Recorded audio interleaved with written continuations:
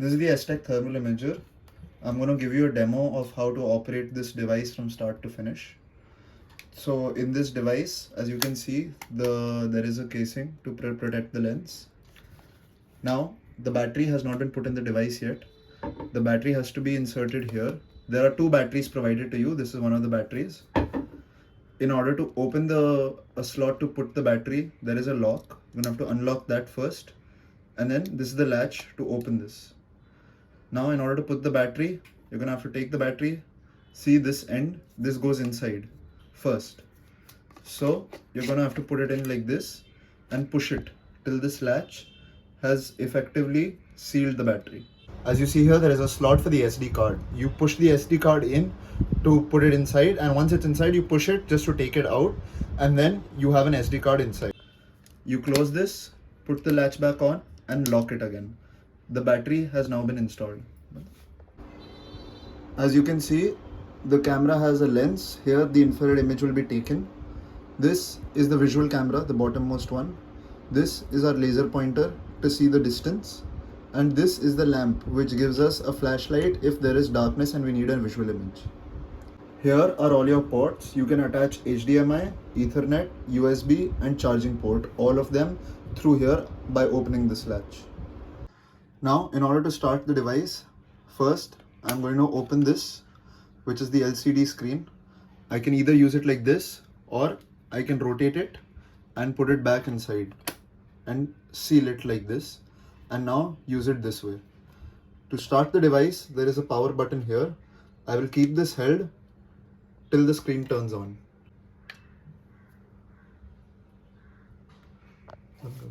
Now that the device is on, I will show you the workings of the device. First, as you can see, we are able to see an infrared image throughout the device. If you want to see the normal image, you can switch that from here. There is a rotating button here. As you can see, it's on IR right now. I switch it like this, you get normal image here. I switch it once more, you get a merged image, both visual and thermal image together.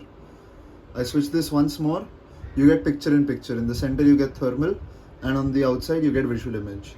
For our usual purposes, I'm going to keep this on infrared. If we are able to see the image through the thermal imager, let's say it is too sunny outside and I cannot easily view the screen because of the brightness. There is a button here that says viewfinder/LCD. If I click on this button, LCD goes off, and as you can see images through the viewfinder by putting your eye to it. If I click on this button again, this will turn off and the LCD will turn back on. Now, if I have to focus correctly on this, I can do it manually using this button. I can go out of focus or I can go more into focus manually. But if it is hard to do this manually, there is this button here which can be set to autofocus. If I click on this button, automatically, as you can see, the image has come into focus. Say the image is far away. There are two buttons here, W and T, to zoom in and zoom out to see a better image. If I press T, it will zoom in and I can get a better view of the image I want to take. If I zoom out, I will come back to the normal position. I can zoom in up to 35 times to get a very further away image. Let's say I want to see how far away the image is that I want to take, or how far away the object is. As you can see, the fan is there. If I want to see how far away it is, there is this laser button here. When I click on the laser button, the laser shows where it is taking a laser for. It is on the fan and it shows the fan is 0.9 meters away. Now, as you can see, here is the temperature range. The highest and lowest get set automatically here. Let's say I want to set it manually, or by mistake it has been set on manual and this is not changing automatically. There is this button here that says automatic manual. Once I click this, it asks me the change in temperature difference. So as you see, it has been set to manual and there is only a 5-degree difference between all of them. This is not desired, but by mistake, if this is set, I will click back on this and it will come back to automatic. Let's say now I have focused perfectly and done everything, and now I really want to save the image. There is this button here, which is the trigger button to save the image. I will focus this here on the fan and I will click the trigger button and as you see it says photo clicked successfully. If I want to take a video and not a photo, I will keep this button pressed. Once I keep this button pressed, as you see, it has started to take a video and it is showing me highest and lowest temperatures on the screen, the throughout, and also the middle temperature. Let's say I have taken my video, I will click that button again and the video will be saved. It says video is saved.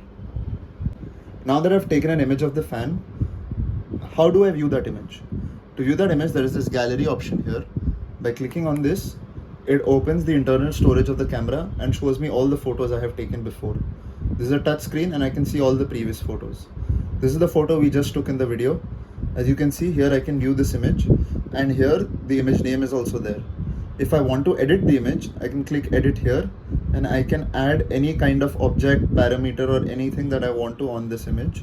I can also make a general stroke. I can change the palettes and I can keep a delta temperature. None of this is our concern. Only objects, if you want to add, is something of our concern. If I go to parameter, it will show me all the parameters, the distance, the humidity, the atmosphere temperature, and also the actual temperature of the surroundings. If I want to save an audio along with this, let's say I want to say I have saved an image of the fan, I will go to this. I have an audio option here, I have a writing option here.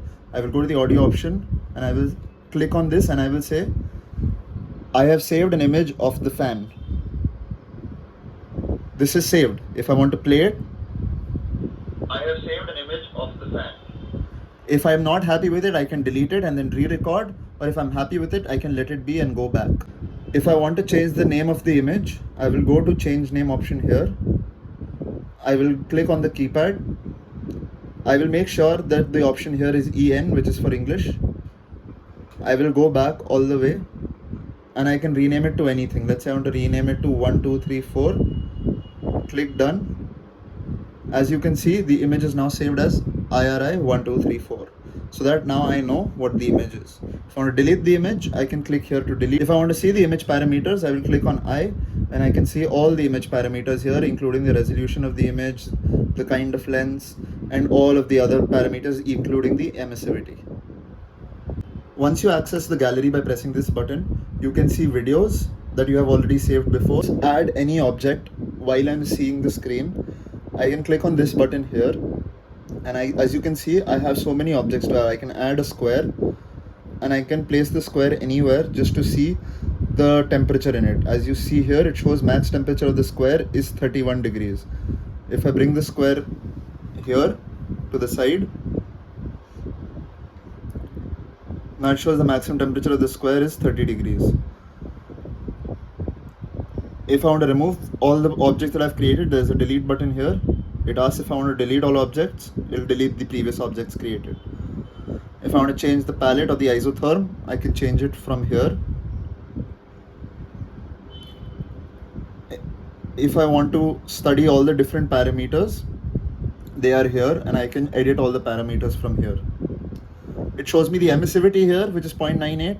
If I want to change the emissivity, I can change it to any given value that my object is of. If I want to set a custom emissivity, I can do that as well. There is another settings option here on the screen. When I click this, these settings open up. I can connect to the Wi-Fi here just like you can on any Android device.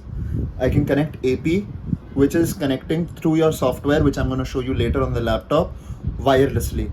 If I want to connect a LAN connection and do the same, there is a LAN option here. This option here is for the torch, as I had showed you earlier. And this is for the laser, which you can also do from here.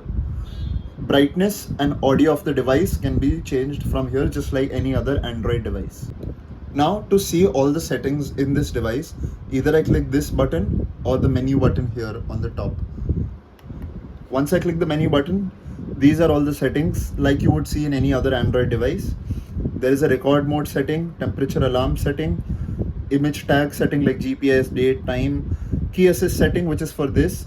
I had set it to autofocus. You can set it to any other thing, but I would recommend you keep it on autofocus.